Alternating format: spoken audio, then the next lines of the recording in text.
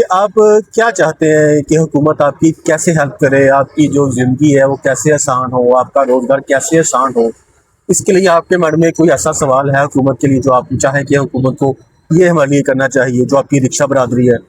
अगर कहीं ज़िंदगी में मौका मिले आपको अपनी ज़िंदगी बदलने का, या ऐसे आते हैं कि अगर आपको मिले 1 करोड़ रुपया, तो आप उसका क्या करेंगे? हमने देखा भी सुना भी है, जो रिक्शे वाले होते हैं वो जहाँ सवारी मिलती है वहीं ब्रेक मार देते हैं, पीछे नहीं देखते पीछे कोई आ रहा है जा रहा है, ना साइड देखते हैं। ये ऐसा क्यों करते हैं इसकी? कि माँ जी कहाँ पे जाना है। तो उन्होंने मुझे हल्के से कहा कि बेटा जाना तो मैंने है लेकिन मेरे पास पैसे नहीं। हाय हाय। मैं हूँ आपका होस्ट, आपका दोस्त, आपका भाई, आपका बेटा विकास भट्टी, और आप देख रहे हैं पॉडकास्ट विद आम आदमी। दोस्तों, हमारे दरमियान आज एक ऐसा शख्स मौजूद है जो कि हमारे मुआशरे का एक बहुत अहम हिस्सा है, जिसको हम रोज़ देखते हैं, उससे रोज़ मिलते हैं, रोज़ सफ़र करते हैं। आज हम बात करने जा रहे हैं एक ऐसे शख्स से जो रोज़ सड़कों पे मेहनत करता है, आपको अपनी मंजिल तक पहुंचाता है, लेकिन उसकी अपनी मंजिल का उसे आज तक पता ही नहीं वो कहाँ जा रहा है। इसी जद्दोजहद में रोज़ सुबह अपने घर से निकलता है मेहनत के लिए, बच्चों की रोज़ी रोटी के लिए। तो आए हम बात करते हैं हमारे बड़े ही प्यारे भाई रिक्शा ड्राइवर साहब से। अस्सलाम वालेकुम सर। वालेकुम अस्सलाम। सर, आपका नाम? मोहम्मद अमीन। आप कितने अर्से से रिक्शा चला रहे हैं? मैं तकरीबन 12-13 साल से चला रहा हूँ। उससे पहले भी चलाया, छोड़ दिया था, लेकिन प्रॉपर आप 12-13 साल से चला रहा हूँ। अच्छा, सबसे पहले मैं ये बताएं कि आज का जो दिन है वो कैसा गुजरा आपका? सुबह जब उठते हैं आपकी रूटीन क्या होती है, क्या करना होता है, बच्चों को स्कूल? सुबह उठते हैं, बस जेब खाली होती है, घर से निकलते हैं, यही कोशिश होती है कि बच्चों का रिस्क जमा करना है। भागते हैं, भाग दौड़ फिर आपको पता है सारा दिन करनी पड़ती है। रिक्शे वाला का सीन एक ऐसा है कि जब ये रात को आता है ना, तो इसकी जेब में जितना होता है वो खर्च हो जाता है। सुबह उठता है तो उसकी जेब खाली होती है, क्योंकि इतनी आमदन नहीं है। और फिर वो सुबह एक फिर नई सोच के साथ भागता है बेचारा कि चलो जी पैसे कमाने। फिर कारोबार आपके सामने, हालात आपके सामने, कि कभी जो है काम लगा, कभी ना लगा, इसी तरह बस महंगाई की फिर आप। अच्छा अनिल साहब, ये जो पेट्रोल आए दिन महंगा हो रहा है, इससे आपकी जो रोजी रोटी के ऊपर वो क्या असर पड़ रहा है? बहुत बहुत ज्यादा। कैसे? सर ये देखें, अब हमारा गैस के साथ तलाका है। मेरे अच्छा, आप रिक्शे सीएनजी रिक्शा ही जी चला रहे हैं? जी जी सीएनजी रिक्शा में चलाता हूँ, एलपीजी उसमें डलती है। अब 410 से 430 तक जो है ना सीएनजी इस टाइम मिल रही है। ये देखें तो आप जो या 430 पे आप गैस डलवाएंगे और आप बाहर निकलेंगे, तो जो पैसेंजर होता है ना, वो पैसेंजर का सीन ये है कि वो आपको किराया जो है वो पुराना ही दे रहा है। अच्छा, पैसेंजर ने अभी तक किराया इंक्रीज नहीं किया? क्योंकि वो खुद महंगाई के चक्कर में पिसे हुए यही बात है, ऐसे ही है। उनके ऊपर भी असर है ना। जी जी, अब वो कोशिश करते हैं, एक बंदा है उसके 200 300 400 500 कमाता है, 1000 कमाता है या 2000 कमाता है, तो उसका घर का अपना भी तो बजट है ना। जी बिल्कुल। उसने ये नहीं देखना कि रिक्शे वाले की जो है गैस महंगी हो गई, इसके खर्चे बढ़ गए हैं, इसका स्पेयर पार्ट्स महंगा हो गया है। उसने हमें नहीं देखना, उसने अपना पेट देखना, उसने अपने बच्चों का पेट देखना, अपनी जेब को देखना। वो अपने हिसाब से ठीक है जी, ऐसे ही है। लेकिन वो परेशान तो हम भी हैं। फिर अब 430 रुपये गैस है, तो अगर सवारी जहाँ पे आज से 4 साल या 5 साल पहले 200 रुपये क्या दे रही थी, वहाँ पे सवारी और गैस थी 200, 150, 160, और आज देखिए गैस का रेट डबल हो गया, लेकिन सवारी अभी वही की नहीं है, पैसेंजर वही गिरा देता है। अच्छा अमीर साहब, हमें ये बताएं कि आपकी फैमिली में कौन कौन है, बच्चे कितने हैं आपकी फैमिली, आपके माँ बाप? मेरी फैमिली में वैसे तो हम 7 बहन भाई हैं। ठीक है। वालदा मेरी की आज से तकरीबन 7 साल मेरी यही थी। 40-45 साल पहले की बात है, मेरी वालदा की डेथ हो गई थी। और वालिद मेरे हैं, लेकिन हालात के हिसाब से आपको पता है कि हर बंदा जो है एक घर में नहीं रह सकता। जी जी। फिर कोई ना कोई वाकयात ऐसे हो जाते हैं। मैं अलग रहता हूँ, 4 बच्चे हैं मेरे, 3 बेटियां हैं माशाल्लाह, और एक मेरा बेटा माशाल्लाह। माशाल्लाह। और बाकी मैं जो इस घर में रहता हूँ वो रेंट पे है। अच्छा, कितना रेंट दे रहे हैं सब आप अपने घर का? रेंट जो है 8,500 है। सर उसमें जो बिजली का खर्चा, जो गैस खर्चा उसमें ऐड है, वो अलग से है? नहीं, वो अपने पास से, वो अलग से, वो खर्चा अलग से है। वो अलग से। और बच्चों की फीसें अगर देखी जाए स्कूल की, तो सब मिला के कितना महीने का खर्चा आपका आ जाता है? ये जो बजट बनता है ना, एक महीने का तकरीबन जो है वो, कितनी भी आप कोशिश कर लें, अपना हाथ तंग करके कोशिश करें, ये तकरीबन बन जाता है कुछ 60 से 70 हजार 80 हजार तक भी चला जाता है। फिर आपको ये देखें, फिर कोई खुशी गम भी बीच में होता है। बिल्कुल, तो लाजमी है जी, इंसान की जिंदगी है, तो सब कुछ साथ साथ चलना जाना है। फिर बच्चे बीमार हैं, कभी ये कभी वो, अब तो मत, फिर बच्चों के जूते कपड़े, बच्चों की ख्वाहिशें भी होती है। दिन त्योहार आ जाते हैं, कुछ शादी को गरीब जो गरीब आदमी है ना, एक आम आदमी, उसका सीन ये है कि जो ये खुशी आती है ना, ये लगा लें कि आप ये साल के बाद 2 ईदें आती हैं, ठीक है, उस ईद को भी देख लेना तो वो मुश्किल होता है उसके लिए कि एक न्यू जोड़ा जो है कपड़ों का लेना, अपने बच्चों के लिए भी और अपने लिए। ओ हाँ जी, सब लोग, ऊपर से मजे की बात यह है कि बड़ों से ज्यादा बच्चों के कपड़े महंगे हैं। अच्छा अमीन साहब, हमें ये बताएं कि आप क्या चाहते हैं कि हुकूमत आपकी कैसे हेल्प करे, आपकी जो ज़िंदगी है वो कैसे आसान हो, आपका रोज़गार कैसे आसान हो? इसके लिए आपके मन में कोई ऐसा सवाल है हुकूमत के लिए जो आप चाहें कि हुकूमत को ये हमारे लिए करना चाहिए, जो आपकी रिक्शा बरादरी है? वैसे तो हुकूमत पॉलिसी बनाने पे है, तो हुकूमत के पास अख्तियार भी होता है और पैसा भी होता है, वो बना सकती है। जी ठीक है। फिर मैंने आपको पहले भी बताया था कि जिसके पास पैसा उसका माइंड भी काम करता है, उसकी सोच भी बदलती है। लेकिन जब आप हमारी बात सुनेंगे, हमारे हिसाब से आम आदमी जो रिक्शे वाला है उसके हिसाब से आप देखेंगे, तो मैं ये कहूँगा कि कोई ऐसी पॉलिसी बनाए कि जिस तरह ये इलेक्ट्रिक बाइक आई हैं, या जिस तरह इलेक्ट्रिक रिक्शे आए हैं, जिस तरह के टैक्सी वगैरह, ई टैक्सी आ गई है, जी तो हमें भी कोई इस तरह के ये जितने रिक्शे वाले हैं तो उनको जो है वो ये टैक्सी वगैरह दें ताकि उसकी किस्त कम हो, ठीक है, उसकी किस्त कम हो, ये फ्यूल का खर्चा ये बीच में निकल जाएगा। उसके बाद ये देखें आप कि ये खाली फ्यूल तक बात नहीं रहती, आगे जाके आप देखें तो आपको स्पेयर पार्ट्स आजकल बहुत महंगा लगता है। जी ऐसे बिल्कुल ठीक है, चीज़ महंगी है जी। ये मोबाइल वगैरह, ये मिस्त्री, ये इनके खर्चे, स्पेयर पार्ट्स, ये बहुत महंगा काम है। ये जो मैंने सुना है कि ये जो ई टैक्सी आई है ना, जी जी, इसके ऊपर इतना खर्चा भी नहीं आता। नहीं खर्चा इस पे नहीं है, लेकिन मेरे हिसाब से, लेकिन आप जो एक रिक्शा ड्राइवर है, जो रिक्शा चलाना आम आदमी है, हमारी उसके लिए इसकी जो इंस्टॉलमेंट निकालना, किस्त निकालना 60-70 हज़ार रुपया, वो बड़ी अच्छी बड़ी बड़ी वो एक अहम बात है, बड़ी मुश्किल है। वो आपकी बल्कि किस्त इतनी ज्यादा नहीं होनी चाहिए, जितनी किस्त हम दे नहीं सकते जी। किस्त कम हो ना, ये तो मैं कह रहा हूँ पहले आपसे, किस्त कम से कम हो और फिर हमें रिलीफ दिया जाए कि कोई इस तरह की पॉलिसी बनाया जाए। कोई ठीक है, वो गवर्नमेंट फ्री तो हमें दे नहीं सकती जी, फ्री तो वो दे नहीं, फ्री तो कोई भी नहीं दे सकता ना इस तरह। साहब देखे ना, जो करना है वो आपसे लेके ही आप पे लगा देना। हाँ, वो आपकी बात ठीक है। ये सर्कल घूमे जा रहा है आपके गिर्द, और आपको लोगों को समझ नहीं आ रही है कर क्या रहे हैं। बहरहाल वो एक अलग मैटर है, लेकिन ये तो कर सकते हैं ना कि ये जो इनके पास रोजगार, इनको रोजगार तो कोई बना के दे सकते हैं, आप उन्हीं से ले लें, किस्तों के जरिए आप लेते जाएं। जी ये अच्छी बात है, आप रिकवरी कर लें, करें रिकवरी। हाँ, कोई हैंडसम सी किस्त बन जाए जो आपके देना आसान हो, आपके घर तो चल सके, बच्चे पढ़ सके। आप ये होना चाहिए।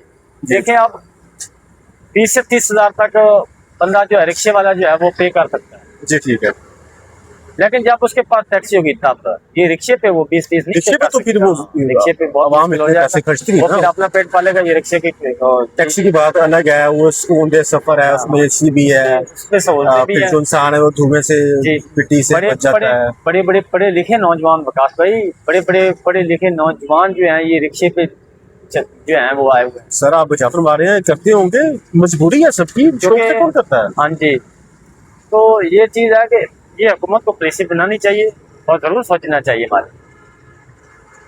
और ये जो दूसरा चीज आप बता रहे हैं ना कि एक और भी चीज आपने नोट, जी कहीं आप कहें। मैं ये कहूँगा कि ये जो आप रोड पे चलते हैं ना, पहला नंबर तुम्हारी सेफ्टी नहीं है। ये फर्म ही ऐसी है विकास भाई, जिसको घर से रोटी नहीं ना मिलती वो भी हमारी बेइज्जती कर देता है। सुनना पड़ता है जी, क्या करें, बहुत बातें सुननी पड़ती हैं। और दूसरी बात ये है कि आप ये कह लें कि जब आप रोड पे चले ना तो ये चालान वगैरह, ये लाइसेंस, और चालान काफी ये कभी रोड का काफी मसला, जुर्माने कभी इसका, कभी हैवी हो गए सर्टिफिकेट होंगे का मसला, ये चीजें जो है ना, ये हमारे लिए बहुत मुश्किल है। ये उनको कोई इस तरह का सिस्टम बनाना चाहिए कि हमारे लिए एक चीज बना दें, ठीक है जी, आप अपना लाइसेंस वगैरह बना लेंगे इस तरह की कोई एक चीज, ये रूट कभी ये पासिंग, ये हमें बहुत परेशान करते हैं। 2-2 हज़ार, 3-3 हज़ार, 5-5 हज़ार के चलान है, वो हम पे कैसे कर सकते हैं? एक बंदा 1,000 या 1,500 या 2,000 रुपया कमाता है, तो वो उसका चलान अगर आप 2,000 कर देंगे तो वो कहाँ से पे करेगा? अभी कहाँ से खिलाएगा, पेट्रोल कहाँ से डालेगा, गैस कहाँ से डलवाएगा, बच्चों के रोज के खर्चे ये हैं, चीजें भी दूध इनको है, देखनी पानी है, चाहिए। जो भी है।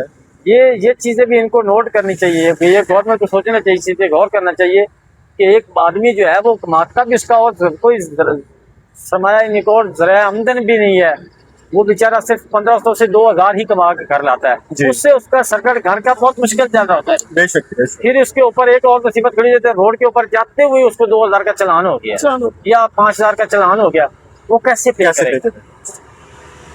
चलिए जी, इस पॉडकास्ट के जरिए हमारा हुकूमत से पैगाम है, इल्तिजा है, रिक्वेस्ट है कि ये जो हमारे भाई हैं इनकी मदद की जाए, इनको देखा जाए, ये भी हमारे माशरे का हिस्सा है। एक आम आदमी की तरह ये भी अपनी ज़िंदगी अच्छी गुजारना चाहते हैं, बच्चों को अच्छा रोज़गार देना चाहते हैं, अच्छी रोटी देना चाहते हैं। तो हमारी हुकूमत से इल्तिजा है कि इनके नज़रसानी की जाए, इनके लिए प्रॉपर कोई पॉलिसी बनाई जाए ताकि इनके जो घर के मामलात हैं वो आसान हो सकें। अच्छा अमीर साहब, हमें ये बताएं, अगर कहीं ज़िंदगी में मौका मिले आपको अपनी ज़िंदगी बदलने का, यहाँ ऐसे आते हैं कि अगर आपको मिले 1 करोड़ रुपया तो आप उसका क्या करेंगे? अरे आपके पास पैसा होगा तो आप बिजनेस कर सकते हैं, आपको काम करेंगे। नहीं, सबसे पहला काम जो आप क्या करेंगे? मैं सबसे पहला काम जो है ना, कोई बिजनेस ही करूँगा, कोई कारोबार वगैरह। फिर ये तो आपके पास जब पैसा होता है तो फिर आपकी सोच भी बदलती है, सोच भी खुद ब खुद आ जाती है कारोबार करने की। उससे पहले जब तक आपके पास पैसा नहीं है सोचने बेकार, सोच भी नहीं आती, सोच भी इंसान की नहीं होती। तो अमीर साहब, जो अक्सर के हालात चल रहे हैं, आपको लगता है कि कारोबार करना चाहिए किसी नए बंदे को? है तो रिस्की, तो वो ना हो आपको करोड़ के, आपका जो करोड़ मिले वो भी जाए आपसे, जाता रहे आपसे। नहीं तो फिर और करेंगे क्या? और कोई ऑप्शन भी तो नहीं है, रिस्क तो लेना पड़ता है। हाँ, रिस्क तो लाजमी है जी, वो भी जिंदगी का नाम ही रिस्क है। हाँ, ये देखें, ये लोग जो जिनके पास सरमाया है, आखिरकार आज नहीं तो ये 200 साल पहले या साल पहले या 500 साल पहले, जितना किसी ने पहले स्टार्ट किया है, चाहे 2 साल है, 10 साल है, 20 साल है, 50 साल है, जितने जितने किसी स्टार्ट किया, उनके पास ये नहीं है कि ये इतना ही पैसा था जितना आया था, इतना ही था। क्या आप समझते हैं? उन्होंने कैसे स्टार्ट किया था, तो ये जी, ऐसे ही है। इसी तरह होता है। पैसा जो होता है उसके आप इन्वेस्ट करेंगे तो आप उसमें से कोई मुनाफा कमा सकते हैं। आप अगर घर पे रख के बैठ जाएं तो आपको मुनाफा है, इस तरह तो नहीं होता। हाँ जी, बस ये। रिस्क तो लेना पड़ता है। अच्छा अभी साहब, अब कुछ थोड़ा सा मजाकिया लहजे में बात करते हैं आपसे। हमने देखा भी सुना भी है, जो रिक्शे वाले होते हैं वो जहाँ सवारी मिलती है वहीं ब्रेक मार देते हैं, पीछे नहीं देखते पीछे कोई आ रहा है जा रहा है ना, साइड देखते हैं। ये ऐसा क्यों करते हैं, इसके पीछे क्या लॉजिक है? अब ये देखें, ये मजाक की बात आप कह रहे हैं फनी भी हो जाएगी और ये फिर सीरियस भी हो जाए। जी बताएं हमें आप। जो भी है। अब देखें, एक रिक्शे वाला आ रहा है, उसकी जेब भी खाली है, ठीक है। उसकी जेब में पैसे ही नहीं, उसको क्या नजर आएगा रोड पे कि कहाँ पे ब्रेक लगानी है? उसका दिमाग उसका मतलब क्या है कि पीछे जो भी है वो लग जाए आपको, उसका दिमाग काम ही नहीं करेगा, टेंशन में। हाँ, वो परेशानी में है, मुब्तला है ना, परेशानी में है, उसकी जेब खाली है, उसको बस बच्चों की रोटी अपनी बच्चों की रोटी नजर आ रहा है, अपने बच्चों का पेट नजर आ रहा है। उसने नहीं देखना कि कहाँ पे ब्रेक लगानी है, उसने सब असूल भूल जाने, सब रूल भूल जाने। नहीं, वैसे आपस की बात है, ये आप लोग ज्यादती करते हैं, पीछे देख लिया करें आपको आ रहा है को नहीं आ रहा। बिल्कुल आपकी बात ठीक है, आप बिल्कुल, हालांकि होना इसी तरह चाहिए, मैं इस चीज़ से इत्तेफाक करता हूँ आपकी बात से। लेकिन बात फिर वही है कि जब जेब की तरफ नज़र होती है ना और बच्चों के पेट की तरफ, तब फिर कुछ भी नज़र नहीं आता, बड़े बड़े बुखला जाते। अच्छा, कभी कोई ऐसी सवारी आके बैठी हो, उसने कहा हो कि मेरे पास पैसे नहीं है, मुझे बस ले जाओ, मुझे मेरा जाना लाजमी है, कभी हुआ ऐसा? जी, एक दफ़ा हुआ था, ये न्याजी अड्डा लाहौर की बात है। अच्छा। मैं वहाँ पे गया हूँ तो टाइम था तकरीबन मगरिब से थोड़ा सा पहले का टाइम है। मगरिब होने ही वाली थी। एक ये बुजुर्ग खातून थी, उनको काफ़ी रिक्शे वाले, जैसे आपको पता है एक सवारी उतरती है न्याजी किसी अड्डे में, तो रिक्शे वाले भागते हैं, वो पूछते हैं, ज़ाहिर हर बंदे कोशिश करनी होती है। मैं भी गया, लोग और भी पूछ रहे थे रिक्शे वाले, मैंने भी पूछा कि माँ जी कहाँ पे जाना है। तो उन्होंने मुझे हल्के से कहा कि बेटा जाना तो मैंने है लेकिन मेरे पास पैसे नहीं। हुआ इस तरह है कि मेरे पास पैसे हैं थे अपने, ये नहीं है कि मेरे पास पैसे नहीं थे। मैं काम करती हूँ डिफेंस के साथ ही आगे जो है ना एक स्टेट लाइफ सोसाइटी है, ठीक है, हाँ है, 5 मरला स्कीम है। जी जी बिल्कुल। उसने बताया कि मैं वहाँ पे काम करती हूँ किसी के घर में। तो वो बता रही थी कि मेरे पैसे जो है ना मुझे पता नहीं चला कि कहाँ पे गुम गए, ये मुझे पता नहीं, गिर गए हैं, क्या हुआ है, कैसे गिरे हैं, मुझे पता नहीं है। मैंने यहाँ पे पैसे जो है संभाले हैं तो मेरे पास पैसे नहीं थे। तो मैं परेशान हूँ कि मैं ये सोच रही हूँ कि मैं लोगों को बताऊँ तो लोग पता नहीं यकीन करेंगे या नहीं करेंगे। मैंने कहा माँ जी, तो कहती है देखें आप मुझे ले जाए, यहाँ पे मैं काम करती हूँ, आप मुझे मेरी मंजिल तक पहुँचा देंगे, हो सकता है वो पैसे दे दें मालिक के, हो सकता है ना दे। अगर उन्होंने दिए तो मैं आपको दे दूँगा, ठीक है, अगर उन्होंने ना दिए तो मेरे पास कुछ नहीं। मैंने कहा कोई बात नहीं यार, सारा दिन कमाते हैं, सारी जिंदगी कमाना है। अच्छा, वैसे काफी सफर बनता है न्याजी अड्डे से डिफेंस हाँ वो का। बहुत सफर था। और फिर जो है उसको मैंने माँ जी को बिठाया, मैंने अल्लाह तो मैंने कहा देखा जाएगा, यही सोचेंगे कि मैं कोई काम जा रहा था, अपना घर का कोई काम, ये ज़हन मैंने बना लिया। मैंने कहा चलो यार चलिए इस बात की भी कर लेनी चाहिए। मैंने नेकी करोगे तो भाई नेकी होगी। मैं उनको साथ ले गया, जैसे आप उसका आसरा बने हो, इंशाल्लाह आपको भी आसरा बनेगा इंशाल्लाह, अल्लाह की उम्मीद सबको है। अच्छा, कभी कोई ऐसा कोई अजीब कस्टमर बैठा हो, अजीब हरकतें करने वाला, या कहता हो जल्दी चलो जल्दी चलो? बहुत लोग ऐसे मिलते हैं, वो तो कुछ इस तरह के जो होते हैं ना, ये बहुत जल्दी वाले, उसमें फ्रॉडिये भी होते हैं। सही। और ये मेरे साथ एक दो दफा फ्रॉड किस मतलब, क्या फ्रॉड किया उसने? ये जल्दी करें, ऐसे करें, ये करें, वो करें, भाई लेट हो रही है, ऐसे लेकिन प्रेशराइज करना है लोगों को। जब रिक्शे वाला वहाँ पे पहुंच जाता है, वो उनको पता होता है कि हमने इस जगह पे उन्होंने चूज की होती है, ठीक है, तो एक डिसाइड उन्होंने ध्यान बनाया था कि इस जगह पे उतरना है जहाँ पे 2-4 गलियां हो, कोई मार्केट हो, भागने के लिए आसानी हो, ठीक है। अच्छा, हम उसको कहते रहेंगे ना कि रिक्शे वाला बेचारा कहते हैं, यार मेरे काफी दोस्त भी हैं रिक्शे वाले, उन्होंने भी बताया किस तरह के वाक़यात हुए हैं, मेरे साथ भी 2-3 लोग, वो करेंगे क्या आगे, वो उतर के ना भागना शुरू कर देंगे। अच्छा, पैसे दोस्तों, ये थी आज की हमारी कहानी, एक आम आदमी की, एक आम रिक्शा ड्राइवर की, जो हमारी सोसाइटी का एक बड़ा अहम हिस्सा है। अच्छा, हमारी आपसे रिक्वेस्ट ये है कि आप हमारे चैनल को लाइक करें, फॉलो करें, सब्सक्राइब करें, हमारी वीडियो को देखें, सपोर्ट करें, क्योंकि ये भी आपके भाई हैं, इन्होंने भी अपनी लाइफ को सर्वाइव करना है।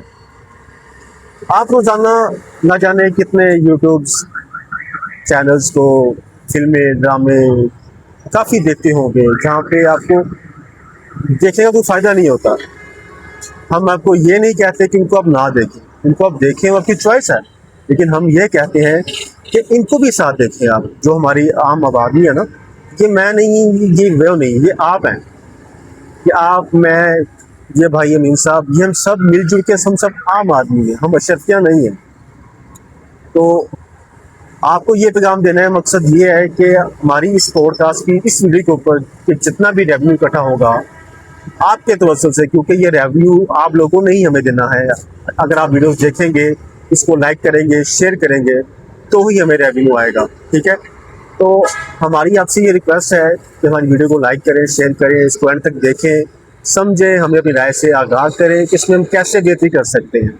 अगर आपके पास कोई ऐसा कोई अच्छा कोई आइडिया है, हमें आगाह करें, हमें उसका कमेंट करें, हमें आप व्हाट्सएप भी कर सकते हैं, हमारा नंबर आपको चैनल पे मिल जाएगा। तो दोस्तों, आए हम मिलजुल कर एक दूसरे की मदद करें, एक दूसरे की हेल्प करें, क्योंकि जिस माशरे का हिस्सा आप हैं, उसी माशरे का हिस्सा हम भी हैं, हमेशा भी हैं। हम आपकी मदद चाहेंगे सिर्फ इस हद तक कि आप हमारी वीडियो देखें, उसको लाइक करें, शेयर करें, सब्सक्राइब करें। आपकी इस वीडियो के ऊपर, आज के इस पोस्टकास्ट के ऊपर हमारी जो भी रेवेन्यू इकट्ठी होगी, हम आपसे वादा करते हैं कि इस रेवेन्यू के ऊपर जितना भी हमें कल को रेवेन्यू जनरेट होगा उसमें से एक हिस्सा हमारे इन भाई साहब का, अमीर साहब का होगा, जो हम बाकायदा आपको ऑन ईयर दिखाएंगे भी कि हम इनकी हेल्प करने जा रहे हैं। तो आपसे मेहरबानी, आपसे इल्तिजा है, वीडियो को देखें, लाइक करें, सब्सक्राइब करें, कमेंट करें, हमें बताएं हमारे शो में इस हद तक बेहतरीन चाहिए या आपके माइंड में जो सवाल आते हैं हमसे पूछें। तो दोस्तों, आज हमने एक ऐसे भाई की कहानी सुनी जो मेरी तरह, आपकी तरह एक आदमी है और रिक्शा ड्राइवर है। अगर आप भी चाहते हैं कि आपकी कहानी की दुनिया सुने, आपकी हकीकत दुनिया के सामने आए, आपकी स्ट्रगल, आपने जो झेला है आपने आज तक, जो मुसीबतें बर्दाश्त की हैं, अगर आप चाहते हैं आपकी कहानी हमारे चैनल पे आए तो हमें आप व्हाट्सअप कर सकते हैं, हमें कमेंट कर सकते हैं। कमेंट करके आप हमारे शो का हिस्सा बन सकते हैं। तब तक के लिए इजाज़त दीजिए। अपने होस्ट वकास भट्टी को दुआ में याद रखिएगा। शुक्रिया। अल्लाह हाफिज़।